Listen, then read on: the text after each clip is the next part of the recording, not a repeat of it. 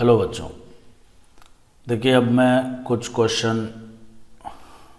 Book में नहीं दिए हुए हैं, मतलब पीडीएफ में। मैं उसका सॉल्यूशन आपको अलग से बताता हूँ, ठीक है। जैसे देखिए 86 में बच्चों इस तरह से आपको एक साइक्लो प्रोपाइल टाइप का 3 मेंबर रिंग दिया हुआ है और इसके साथ जो है आपके पास लिया हुआ है R2NH। आपको पता है कि नाइट्रोजन पर जब लोन पेयर होता है तो ये एक स्ट्रॉन्ग न्यूक्लियोफाइल की कैटेगरी में है और ये 3 मेंबर का रिंग जो है इसके अंदर एंगल स्ट्रेन बहुत ज़्यादा होता है, ठीक है। तो ये भी हाईली रिएक्टिव होता है क्योंकि ये हर हमेशा इस फिराक में रहता है कि कैसे भी करके इसका बॉन्ड टूट जाए, ठीक है। तो ये इसके ऊपर अटैक करेगा लेस क्राउडेड सिस्टम पर, दोनों सिमेट्रिकल है, ये बॉन्ड टूट जाएगा। समझ में आई बात। तो कहता है कि ये जो रिएक्शन है बताइए ये कैसा रिएक्शन है। तो बेसिकली बच्चों ये SN2 रिएक्शन है। क्यों SN2 हुआ? SN2 इसलिए हुआ क्योंकि जहाँ पर अटैक होने जा रहा है पहला नंबर वो लेस क्राउडेड है, दूसरा नंबर जो अटैकिंग स्पेसीज है वो क्या है, वो स्ट्रॉन्ग न्यूक्लियोफाइल है और स्ट्रॉन्ग न्यूक्लियोफाइल जो है वो SN2 रिएक्शन को फेवर करता है, ठीक है। तो इसका आंसर जो है बच्चों ए हो जाएगा। 87 में बात करते हैं। 87 बच्चों देखिए इस तरह से दिया हुआ है, मैं आपको स्ट्रक्चर बना देता हूं। यहां पर H लिखा हुआ है, नहीं H नहीं लिखा है, मिथाइल लिखा है। बेसिकली कुछ बनाया हुआ है ऐसा है कि H जैसा लग रहा है। और देखिए बच्चों यहाँ पर दिया हुआ है OH और यहाँ पर दिया हुआ है डबल बॉन्ड। ध्यान से देखिए बहुत आसान है और इसका रिएक्शन जो है HBr के साथ करवाया गया है। तो कुछ नहीं है बच्चों, यहाँ पर देखिए अब आपके दिमाग में 2 बात आएगी। पहली बात कि इस ऑक्सीजन के साथ इसका रिएक्शन करवाऊँ या इस अल्कीन के साथ H+ का रिएक्शन करवाऊँ, क्योंकि ये भी इलेक्ट्रोफिलिक एडिशन रिएक्शन करता है। लेकिन यहाँ पर बच्चों अगर ऑक्सीजन के लोन पेयर के द्वारा इस H+ पर अटैक होता है तो ये होगा एसिड बेस रिएक्शन, ठीक है। और एसिड बेस रिएक्शन सबसे फास्ट होता है तो ये बनाएगा OH2+, तो यही यहाँ पर बनाएगा, ठीक है। और यहाँ से जब ये लीव करेगा क्योंकि ऑक्सीजन पर आ गया है पॉजिटिव चार्ज तो इसकी स्टेबिलिटी घटी, तो ये अपनी स्टेबिलिटी को बढ़ाने के लिए बॉन्ड तोड़ने का कोशिश करेगा और बॉन्ड तोड़ने के लिए आपको पता है कि H2O एक अच्छा लिविंग ग्रुप है, तुरंत लीव कर जाएगा और यहाँ पर बनेगा कार्बोकेटाइन। कार्बोकेटाइन बन गया। अब कार्बोकेटाइन बना, चलिए बहुत बढ़िया। अब क्या होगा बच्चों, अब यहाँ पर देखिए अब आपके पास 2 ऑप्शन है। एक ऑप्शन तो ये है कि ये Br- का अटैक आप यहीं पर करा दें, Br- का अटैक यहीं पर करा दें। तो जब आप Br- का अटैक करवाएंगे तो जो फाइनल प्रोडक्ट मिलेगा वो बच्चों अल्कीन के नाम से जाना जाएगा। किसके नाम से जाना जाएगा? अल्कीन के नाम से, ठीक है। तो कहने का मतलब है कि इसमें देखिए एक पॉसिबिलिटी ऐसा भी तो हो सकता है कि यहाँ पर देखिए रेजोनेंस हो जाए। तो अगर रेजोनेंस करवाएं हम तो डबल बॉन्ड यहाँ पर आ जाएगा, ठीक है। डबल बॉन्ड यहाँ पर आ जाएगा और कार्बोकेटाइन यहाँ पर आ जाएगा। 2 सिचुएशन हो सकता है, 2 RS हो सकते हैं इसके। तो Br- का जब अटैक यहाँ पर होगा, इस वाले साइड पर होगा, कलर चेंज कर देता हूँ। Br- का अटैक यहाँ पर भी हो सकता है और Br- का अटैक यहाँ पर भी हो सकता है। तो Br- का देखिए अटैक हम करवाते हैं, यहाँ पर अटैक करवाएंगे, ये इधर, ये Br एक प्रोडक्ट ये बनेगा। दूसरा है बच्चों इस तरह का भी सिचुएशन हो सकता है, यहाँ डबल बॉन्ड बना दिया और यहाँ Br लगा दिया। दोनों में से ज़्यादा स्टेबल अल्कीन कौन सा है? तो दोनों में से ज़्यादा स्टेबल अल्कीन जो है बच्चों वो होता है क्राउडेड अल्कीन, इंटरनल अल्कीन, ठीक है। तो ये सेटजेप बन रहा है, सेटजेप अल्कीन है और ये हॉफमैन अल्कीन है और सेटजेप अल्कीन जो है मेजर प्रोडक्ट होता है, तो ये वाला मेजर प्रोडक्ट होगा, ठीक है। तो हमारा आंसर जो है इस बुक के अकॉर्डिंग जो है आंसर जाएगा 87 का C, ठीक है। मेजर प्रोडक्ट ही हमसे पूछा है, देखिए क्वेश्चन में लिखा हुआ है major product of the following reaction. चलिए बहुत बढ़िया। अब हम बात करेंगे बच्चों क्वेश्चन नंबर 88 के बारे में। 88 में देखिए यहाँ पर दिया हुआ है, कहता है choose the suitable option for the correct mechanism for the following reaction, ठीक है। मैं आपको बनाकर बताता हूँ। ये देखिए इस तरह से दिया हुआ है, यहाँ पर डबल बॉन्ड, यहाँ पर वेज पर लिया हुआ है Br, ठीक है। चलिए बहुत बढ़िया। फिर उसके बाद देखिए यहाँ पर CH3O- लिया हुआ, आपको पता है कि ये एक स्ट्रॉन्ग न्यूक्लियोफाइल है और इसका कहता है कि कॉन्सेंट्रेशन बहुत ज़्यादा है, हाई कॉन्सेंट्रेशन। क्या कहता है? हाई कॉन्सेंट्रेशन, मतलब इस मिथॉक्साइड का जो कॉन्सेंट्रेशन है बहुत ज़्यादा, स्ट्रॉन्ग न्यूक्लियोफाइल का कॉन्सेंट्रेशन बहुत ज़्यादा है। और तो और बच्चों सॉल्वेंट के रूप में यहाँ पर देखिए लिया हुआ है मिथेनॉल, सॉल्वेंट के रूप में क्या लिया हुआ है? मिथेनॉल। ठीक है, तो ये जो सॉल्वेंट है ना, ये क्या करेगा? इसके कॉन्सेंट्रेशन को बढ़ाने में और मदद करेगा। समझ गए बात? कहने का मतलब उसके रेट ऑफ रिएक्शन को बढ़ाएगा। तो अब बताइए कि यहाँ पर जो रिएक्शन होगा, ठीक है, ये एक स्ट्रॉन्ग न्यूक्लियोफाइल बन गया और इसका हाई कॉन्सेंट्रेशन भी है। ठीक है, जहाँ पर अटैक करने जा रहा है देखिए वो 2 डिग्री का अल्काइल ब्रोमाइड है, 2 डिग्री का अल्काइल ब्रोमाइड है। तो ये इसके ऊपर जब अटैक करेगा ना, तो ये बच्चों SN1 से भी अटैक कर सकता है, SN2 से भी अटैक कर सकता है 2 डिग्री के कारण। ठीक है, लेकिन ये जो न्यूक्लियोफाइल है, ये स्ट्रॉन्ग न्यूक्लियोफाइल है, इसका कॉन्सेंट्रेशन बहुत ज़्यादा है, तो यहाँ पर SN2 रिएक्शन फेवर होगा। कहने का मतलब SN2 से अगर हम रिएक्शन करवाएंगे, ठीक है, करवाएंगे नहीं बल्कि होगा, ठीक है, तो आपको फास्टली प्रोडक्ट देगा। ठीक है, फास्टली मेजर प्रोडक्ट देगा। इसी प्रकार से बच्चों यहाँ पर एक और इसी के साथ साथ लिया हुआ सेम रिएक्टेंट है, रिएक्टेंट के साथ जो है यहाँ पर मिथेनॉल लिया हुआ है। ठीक है, अब आपको पता है कि मिथेनॉल जो है एक वीक न्यूक्लियोफाइल है और वीक न्यूक्लियोफाइल जो है वो SN1 रिएक्शन को फेवर करता है। तो इसका मतलब क्या होगा? यहाँ पर सबसे पहले कार्बोकेटायन बनेगा, कार्बोकेटायन बनने के बाद फिर ये क्या करेगा? इसके ऊपर अटैक करेगा। ठीक है, तो मैं उम्मीद करता हूँ आपको समझ में आ गया हो। तो इसका मतलब 1 जो है ना वो SN2 को फेवर करेगा और 2 जो है वो SN1 को फेवर करेगा। तो उस हिसाब से अब हमें ऑप्शन देखना है, तो ऑप्शन नंबर C इसका करेक्ट आंसर होगा। ठीक है, तो मैं उम्मीद करता हूँ आपको समझ में आ रहा होगा।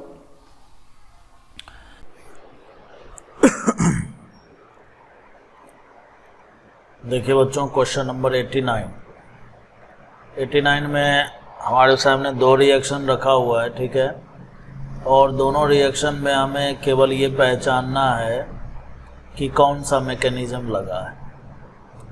सबसे पहली बात तो यह है कि जो रिएक्शन फर्स्ट है ये आपको समझना होगा कि ये बेसिकली हुआ कैसे। देखिए बच्चों यहाँ पर दिया हुआ है H+ और यहाँ पर जो है ये अल्कोहल है, बाकी सब जो है हमें ईथर ही दिख रहा है। ठीक है,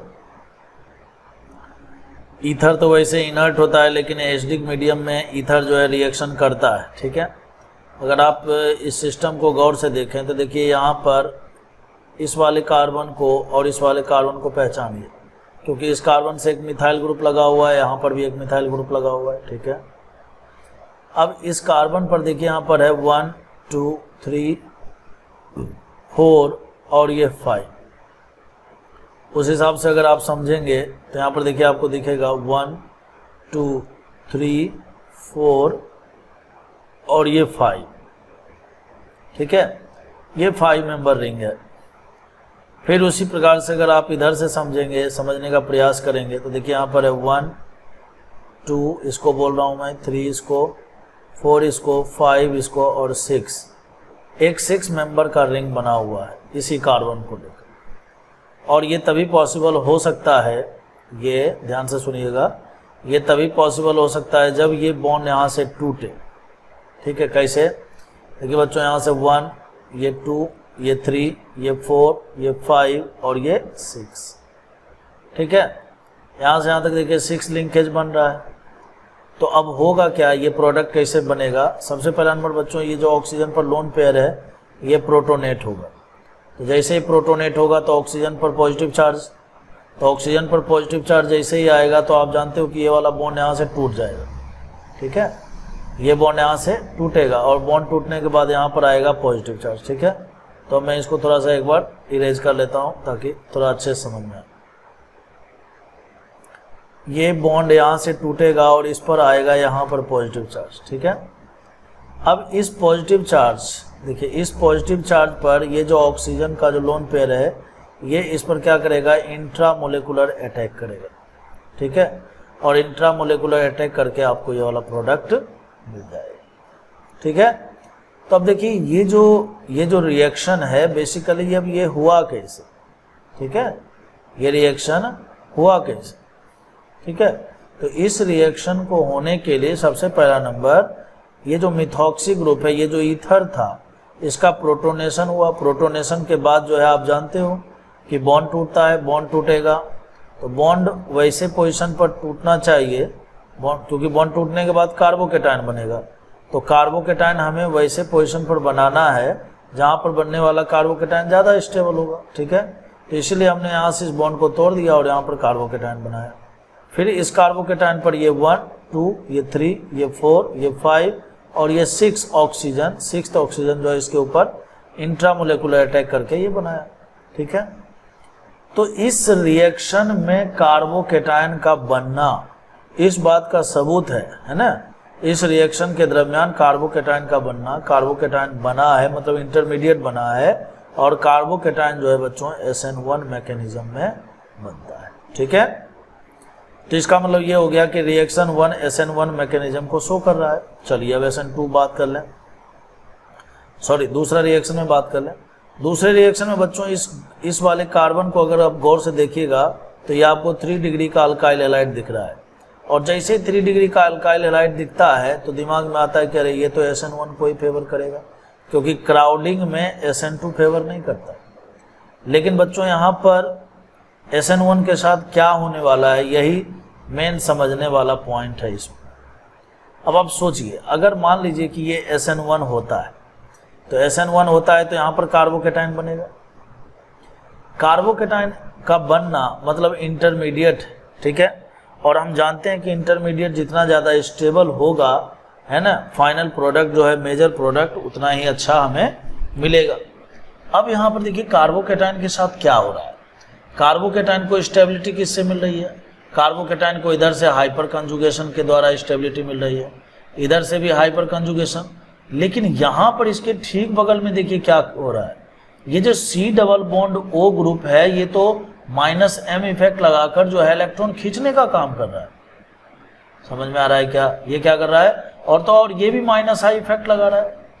तो ये पूरा का पूरा ग्रुप जो है स्ट्रॉन्ग विथड्रॉइंग ग्रुप है, मतलब इलेक्ट्रॉन खींचने वाला ग्रुप है। और कार्बोकेटायन को स्टेबिलिटी मिलती है इलेक्ट्रॉन देने वाले ग्रुप के द्वारा। किसके द्वारा? इलेक्ट्रॉन देने वाले ग्रुप के द्वारा। जबकि यहाँ पर तो इलेक्ट्रॉन खींचने का काम हो रहा है इसके द्वारा भी, ठीक है। तो इसका मतलब यह है कि अगर हम SN1 मैकेनिज्म से इस रिएक्शन को करवाते हैं 3 डिग्री अल्काइल हैलाइड को देखकर, तो इंटरमीडिएट ही हमारा क्या होगा? कमजोर होगा, लेस स्टेबल होगा। और इंटरमीडिएट अगर लेस स्टेबल हो गया तो फिर फाइनल प्रोडक्ट तो हमें मेजर अमाउंट में नहीं मिलेगा। तो फिर अब क्या करें? तो ये जो एजाइड आयन है बच्चों N3- बेसिकली ये एक स्ट्रॉन्ग न्यूक्लियोफाइल है और स्ट्रॉन्ग न्यूक्लियोफाइल जो है वो SN2 को फेवर करता है। और हमने ये भी देख लिया कि यहाँ पर कार्बोकेटायन जो है वो स्टेबल नहीं है। तो अब क्या होगा? अब क्राउडिंग है, रिएक्शन का रेट थोड़ा कम होगा, लेकिन ये फेवर करेगा SN2 को ही। यहाँ पर डायरेक्ट अटैक होगा, एक ही स्टेप में रिएक्शन हो जाएगा और N3 यहाँ पर लग जाएगा, ठीक है। तो पहले को हम SN1 से और दूसरे को हम SN2 मैकेनिज्म से कराएंगे। तो हमें ऑप्शन नंबर C जो है इसका करेक्ट आंसर मिलेगा। अब लगे हाथ क्वेश्चन नंबर 90 भी देख लेते हैं। 90 बच्चों देखिए यहाँ पर H2S दिया हुआ है और KOH लिया हुआ है। तो बेसिकली ये OH- क्या करेगा, इस H2S से एक हाइड्रोजन निकाल के SH- इसको बना देगा, ठीक है। अब ये जो SH- है बच्चों, ये भी एक स्ट्रॉन्ग न्यूक्लियोफाइल है। क्या है? स्ट्रॉन्ग न्यूक्लियोफाइल है। और स्ट्रॉन्ग न्यूक्लियोफाइल में खास बात ये होता है कि ये क्या है, हर हमेशा बैक अटैक करता है। क्या करता है? Back attack. अब बैक अटैक से मतलब क्या है, यहाँ पर ये समझना जरूरी है। बैक अटैक से यहाँ मतलब क्या है? बैक अटैक से यहाँ मतलब ये है बच्चों कि ये जो OTS हेट्रोसाइलेट आयन है ये एक बहुत ही अच्छा लिविंग ग्रुप होता है, ठीक है। तो ये जो SH- है ना, ये इस कार्बन पर जहाँ पर ये लिविंग ग्रुप लगा हुआ है वहाँ पर अटैक करेगा। और बैक अटैक का मतलब यह है कि देखिए ये जो है प्लेन के नीचे है, मतलब डैश लगा हुआ है, तो इसका मतलब ये वेज पर आकर जुड़ जाएगा। तो हमें करना कुछ भी नहीं, इस तरह से इसको वेज पर आकर लगा देना, ठीक है। और यहाँ पर देखिए दिया हुआ है फिर से वही OTS, एक अच्छा लिविंग ग्रुप यहाँ पर भी है। तो अब ये जो सल्फर है ना, ये क्या करेगा, इसके ऊपर इंट्रा मोलेकुलर अटैक करेगा। आप तो जानते ही हैं कि इंट्रा मोलेकुलर अटैक से जो बनने वाला प्रोडक्ट होता है बहुत ही फास्टली मिलता है, ठीक है। तो यहाँ पर भी बैक अटैक होगा। बैक अटैक का मतलब क्यों? क्योंकि ये स्ट्रॉन्ग न्यूक्लियोफाइल की भूमिका में है। तो जैसे ही बैक अटैक होगा बच्चों, तो ये इसके साथ साइक्लाइजेशन करेगा। अब देखिए 1 2 3 4 5 और 6 मेंबर का एक रिंग मिलेगा, ठीक है, जहां पर ये सल्फर है, बाद में H+ को ये फायर कर देगा, निकाल देगा, ठीक है। अब देखिए क्या होने वाला है, आप समझिएगा। इस कार्बन पर जब SH लगा हुआ है और SH अगर वेज पर है, तो जरा इस मिथाइल के बारे में सोचिए, ये कहाँ पर होगा बच्चों? डैश पर ही तो होगा। अगर ये वेज पर लगा हुआ है तो ये कहाँ पर होगा? डैश पर होगा।